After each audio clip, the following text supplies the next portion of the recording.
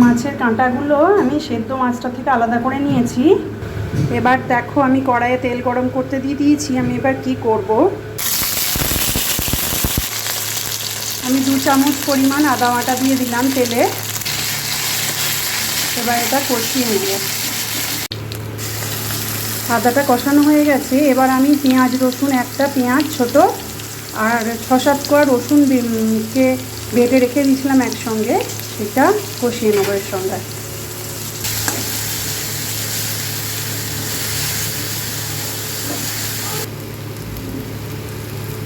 এরপরে এর মধ্যে অল্প পরিমাণ নুন দিয়ে দিলাম এটা কষানোর জন্য, আর দিয়ে দিলাম অল্প পরিমাণ হলুদ। এবার এটাকে আবার সঙ্গে কষিয়ে নেব, আর একটু লঙ্কা গুঁড়ো সঙ্গে দেব।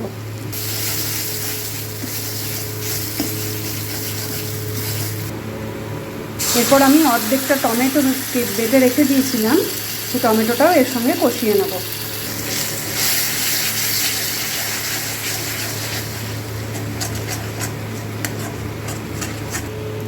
মশলাটা আমার সম্পূর্ণ কষানো হয়ে গেছে।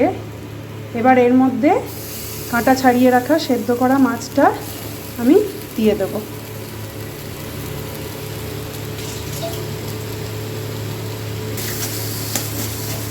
দিয়ে মাছটাকে আমি মশলার সঙ্গে ভালো করে মিশিয়ে নেব।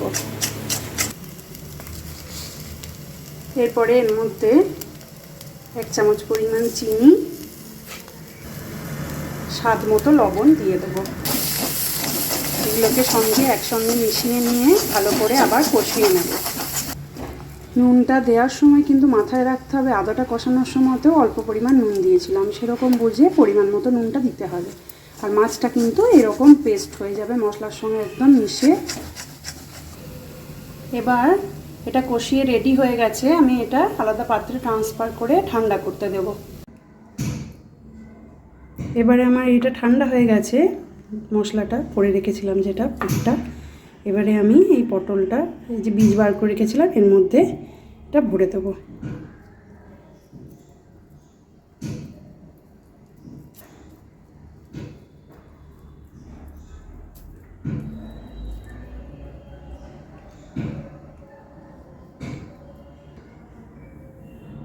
দেখো এভাবে আমি পুরো পুর ভরে নিলাম।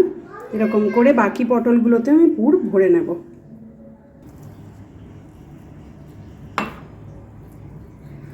এইভাবে সবকটায় পুর আমি ভরে নেব।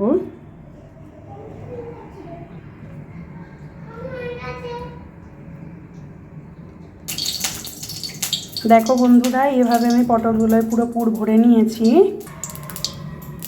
এরপর তেল গরম করে নিয়েছি কড়াইয়ে। এরপরে এই পটলগুলো আমি কড়া করে ভেজে নেব।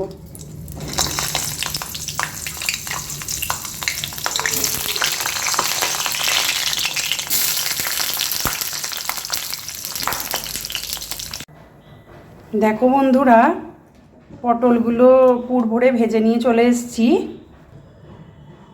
এরপরে ওই ভাজা তেলেতেই 2টো তেজপাতা, 2টো এলাচ, 2টো লবঙ্গ আর একটু পরিমাণ দারচিনি গরম মশলা হিসেবে দিয়ে দিলাম। গরম মশলা এসে গেলে 8খানা টমেটো এই তেলের মধ্যে দিয়ে দিলাম।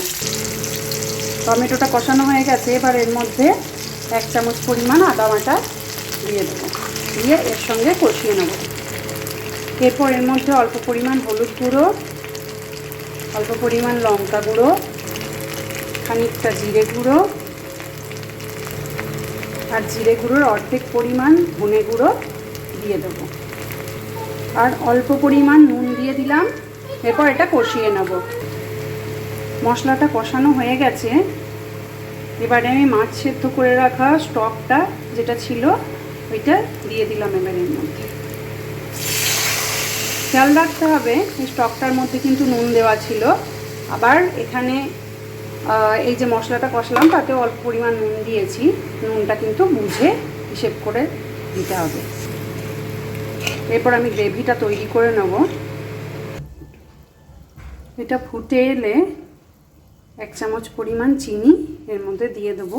এটা এই গ্রেভিটার টেস্টটাকে আরও বেশি বাড়িয়ে দেবে। গ্রেভিটা রেডি হয়ে গেছে। এবারে আমি পুর ভরে রাখা পটলগুলো ওর মধ্যে দিয়ে দেবো।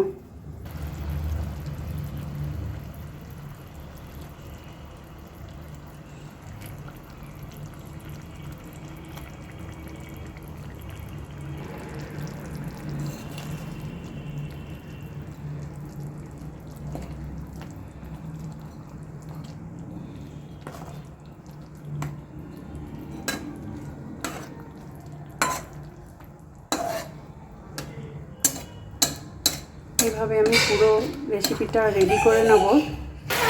এবার গ্যাসটাকে হাই ফ্লেমে দিয়ে এটাকে ভালো করে গ্রেভিটা একটু মাখা মাখা করে নেবো গায়ে। দেখো বন্ধুরা, দেখতে এটা কি ইয়াম্মি হয়েছে, তেমনি খেতেও এটা দারুণ হয়।